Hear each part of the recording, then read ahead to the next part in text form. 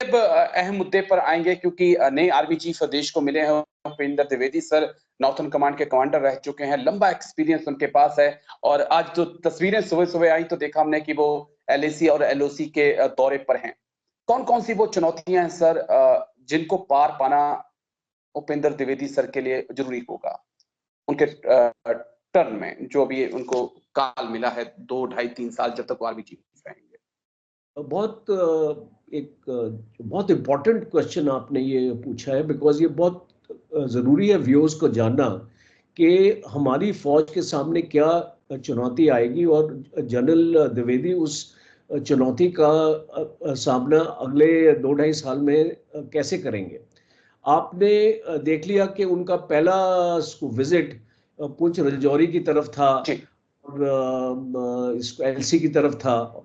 तो आप समझ सकते हैं कि एक आर्मी चीफ जब अपना पहला विजिट अगर यहाँ पे लेके आता है तो एक स्ट्रॉन्ग मैसेज जा रहा है, दुश्मन को भी जा रहा है और फौज को भी जा रहा है कि जो आपके चीफ हैं वो चाहते हैं कि इस एरिया में स्टेबिलिटी रहे, इस एरिया में हमारी पकड़ रहे, और जो भी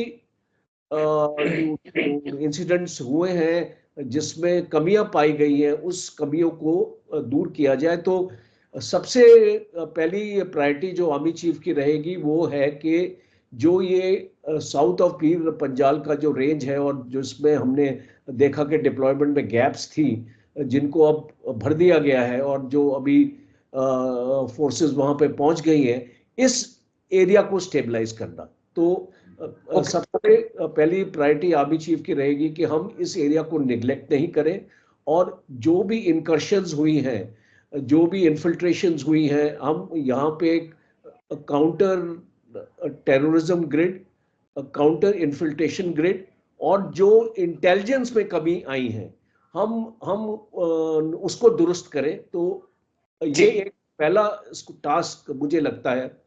दूसरा है, बहुत इंपॉर्टेंट है, जो हम सुन रहे हैं, थिएटराइजेशन ऑफ कमांड्स।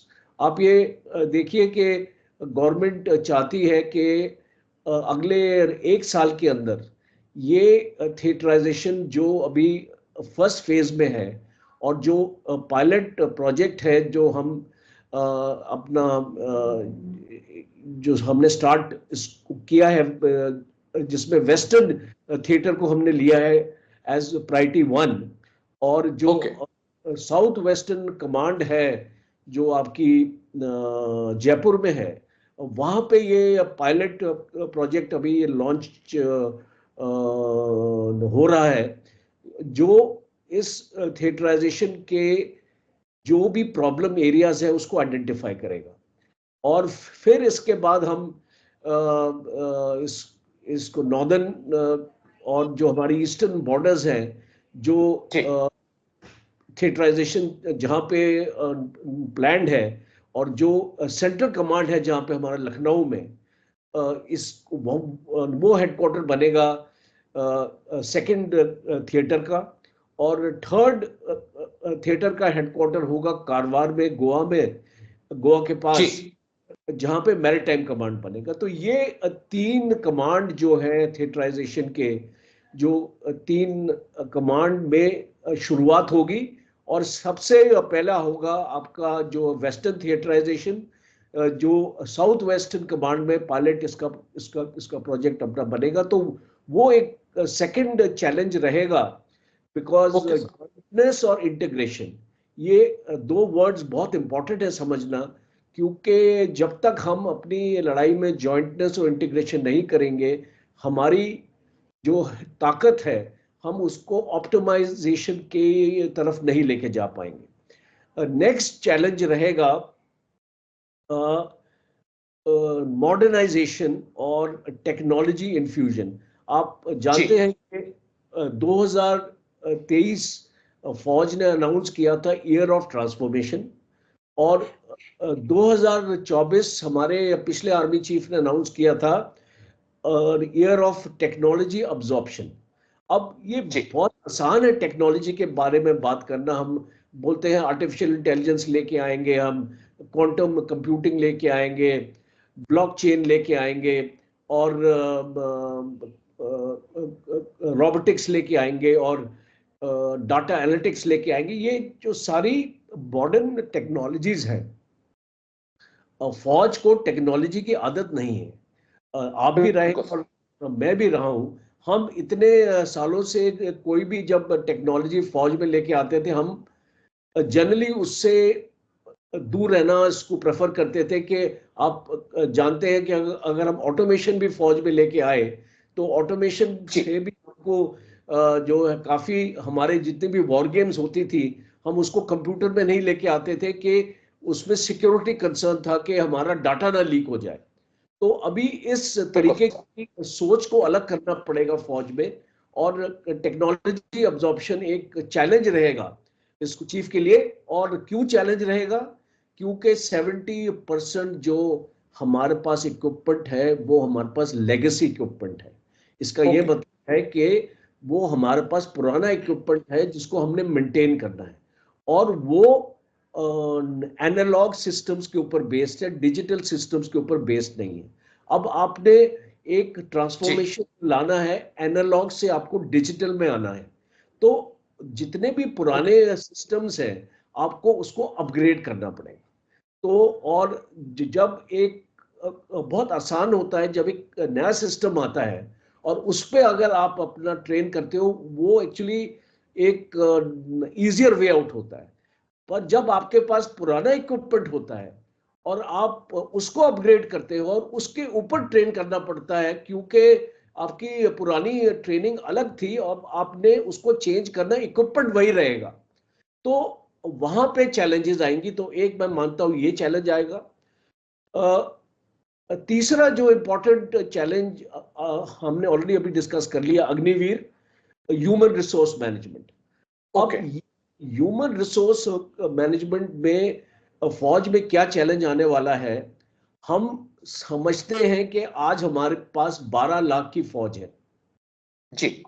अब फौज को एक अंदरूनी एक इनवर्ड थिंकिंग करनी पड़ेगी। आज की लड़ाइयों को देखते हुए, यूक्रेन की लड़ाई को देखते हुए, गजा में जो लड़ाई हो रही है, आने वाले भी जो लड़ाई आपकी हो सकती है चाइना के साथ, पाकिस्तान के साथ, 2.5 फ्रंट वॉर, क्या ये 12 लाख की जो फौज है ये हमारे लिए काफी है? क्या हम अपनी फौज को बढ़ाना चाहेंगे? क्या हम अपनी फौज को घटाना चाहेंगे? तो ये एक बहुत मेजर डिसीजन है जो नए आर्मी चीफ को लेना पड़ेगा, क्योंकि आज आपने देखा है, आपने रशियन वॉर में देखा है कि रशिया ने 3 लाख रिजर्विस्ट को एक्टिवेट किया है और अभी वो 3 लाख से 9 लाख पे आ गए। इसका ये मतलब है जो 10 लाख की रशियन आर्मी है, जो आज की डेट में 10 लाख की है, आप उसको 19 लाख तक लाने की कोशिश कर रहे हैं। इसका ये मतलब है कि आपकी जो सीख है, आप इंडियन आर्मी को भी सीख लेनी चाहिए। जो लोग बात करते हैं कि फौज की नफरी कम करो, यू कटौती करो फौज में, बल्कि मेरी ये रिकमेंडेशन होगी कि आपको अपनी फौज को और इसको मजबूत करने के लिए अपनी फौज की स्ट्रेंथ को और आपको बढ़ाना पड़ेगा। और अगर नहीं बढ़ाएंगे तो आपने देखा है पुंछ राजौरी में क्या हो रहा है कि आपने गैप्स छोड़ दिए थे। जो अगर आपने western front, northern front, eastern front को डिफेंड करना है तो मेरी नजर में 12 लाख में आप ये जो है नहीं कर पाएंगे, और आपको अपनी फौज को और ताकत देनी है। और इसीलिए मैं बोलता हूं अग्निवीर स्कीम को रिव्यू कीजिए। आज अग्निवीर स्कीम आपको 45,000 नए रिक्रूट हर एक साल दे रही है, इसको 90,000 करना पड़ेगा, बिकॉज 45,000 से काम नहीं चलेगा आपका फौज में, बिकॉज आपके 60,000 लोग हर एक साल रिटायर होते हैं। इसका ये मतलब है कि अगर 60,000 आपका आउटफ्लो है और आपका 45,000 इनफ्लो है, तो आप देख रहे हो कि 3, 4, 5 साल में आप अपनी फौज को 12 लाख से 10 लाख पे लेके आ जाओगे। तो ये चीज बहुत इंपॉर्टेंट है समझना, जो भी पॉलिसी प्लानर्स हैं। और मुझे पूरी उम्मीद है कि जो चीफ है आर्मी के, वो इस चीज को अच्छी तरीके से समझ चुके हैं और गवर्नमेंट को सही इसको रिकमेंडेशन जाएगी। और लास्ट जो चैलेंज रहेगा वो रहेगा सिस्टम्स, प्रोसेसेस और फंक्शंस को स्ट्रीमलाइन करना। अभी फौज ने ये देखा है कि काफी हमारे जो प्रोसीजर्स हैं, हमारे जो सिस्टम्स हैं, वो अभी भी ऑटोमेटेड नहीं है। Okay sir. जहां पे हम अभी भी मैनुअल से काम कर रहे हैं। हमने सिविल में एक्चुअली देखा है कि हर एक चीज, कोई भी प्राइवेट अगर इंडस्ट्री काम कर रही है, वो एक ऑटोमेटेड तरीके से काम कर रही है। तो हमको भी अपने फौज में हर एक चीज को एक ऑटोमेशन के दायरे में लाना पड़ेगा। और लास्ट जो है प्राइवेट वर्सेस पब्लिक सेक्टर, और ये मैं इम्पोर्टेंट आपका चैनल पे ये चीज इसको रेस कर रहा हूं, क्योंकि आज जो हमारी एमुनिशन की डेफिशिएंसी है जी, तकरीबन 80% हमारी जो एमुनिशन की रिक्वायरमेंट है वो हमारी ऑर्डिनेंस फैक्ट्रीज पूरी करती हैं। और जो ये 80% एमुनिशन है, जिस टाइप की क्वालिटी हमारे पास आती है और जिस टाइप का है, उसमें हम संतुष्ट नहीं है। और इसीलिए इस बार गवर्नमेंट ने अनाउंस किया है कि जितना भी बजट दिया गया है प्रोक्योरमेंट का, उसको 25% प्राइवेट सेक्टर में इस्तेमाल होगा और 75% पब्लिक सेक्टर में। अब मेरी ये रिकमेंडेशन है गवर्नमेंट को, आप इसको 50-50 कीजिए। क्योंकि अगर आपके पास मैक्सिमम 15 दिन का एमुनिशन है, अगर अपना लड़ाई के लिए, अगर आप इसको 30 या 40 दिन का एमुनिशन अपना रिजर्व्स को मिला के अगर आप करना चाहते हैं, तो आपको प्राइवेट सेक्टर को इन्वॉल्व करना पड़ेगा। और मुझे खुशी है आपके चैनल में बताते हुए कि गवर्नमेंट ने 12 प्राइवेट सेक्टर इंडस्ट्रीज को आइडेंटिफाई ऑलरेडी कर लिया है और एमुनिशन बनाने में लगी हुई है। उसमें आपका अदानी एक बहुत मेजर प्लेयर है, जिसने कानपुर में एक बहुत बड़ी फैक्ट्री लगाई है। और ये जो 12 फैक्ट्रीज हैं, इनको परमिशन दे दी गई है कि ये फॉरेन कोलैबोरेशन कर सकती हैं। इसका ये मतलब है आप जो टेक्नोलॉजी जो आपको एमुनिशन बनाने के लिए चाहिए, आपको शेल बनाने के लिए चाहिए, आपको कार्टेज केस बनाने के लिए चाहिए, आपको फ्यूज बनाने के लिए चाहिए, आपको प्राइमर बनाने के लिए चाहिए, आपको डेटोनेटर बनाने के लिए चाहिए, ये टेक्नोलॉजी आज अगर हमारे पास नहीं है तो हम इसको बाहर से लेके आ सकते हैं और ये इंडिया में मैन्युफैक्चर होगा सब कुछ।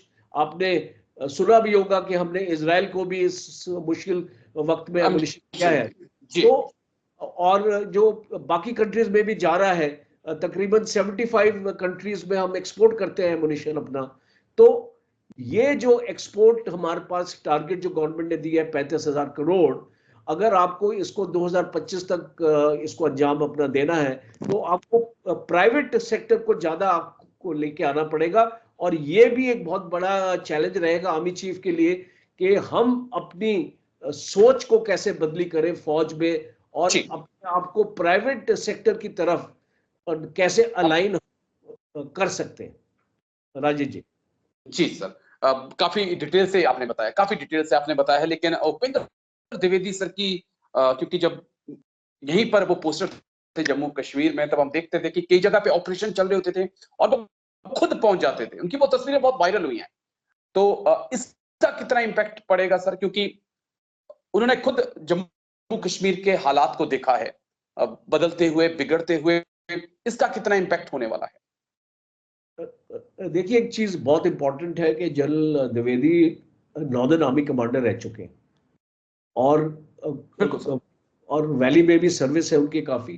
तो ये जो एक्सपीरियंस लेके आते हैं, जो एक कमांडर अगर एक पर्टिकुलर कमांड से आ रहा है, उस कमांड के बारे में उसको चप्पे चप्पे की जानकारी है।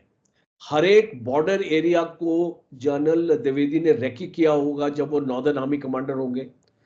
पूरा एलएसी से लेके लाइन ऑफ एक्चुअल कंट्रोल से लेके line of control, international boundary, पूरा जो भी नॉर्दर्न बॉर्डर है वो अच्छी तरीके से वाकिफ होंगे।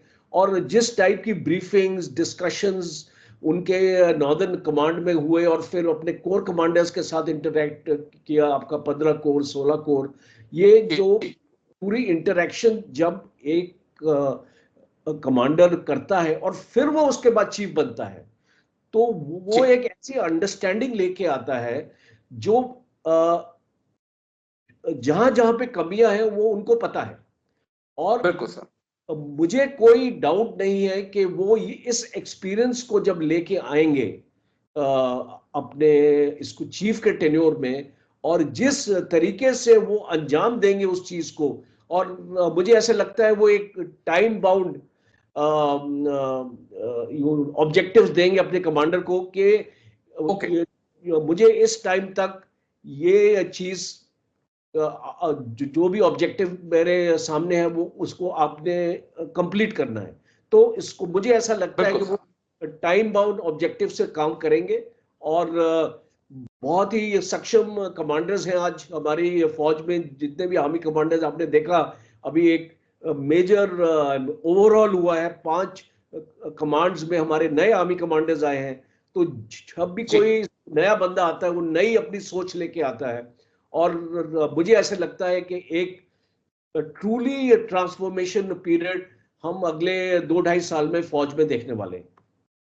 जी सर, चलिए बहुत बहुत शुक्रिया सर, बहुत बहुत शुक्रिया major general Rajan Kochar sir. Thank you sir, समय दिया आपने, इतनी बारीकी से पहलुओं को समझाया सर। थैंक यू, जय हिंद सर, थैंक यू। धन्यवाद राजेश जी, जय Hind and have a nice day.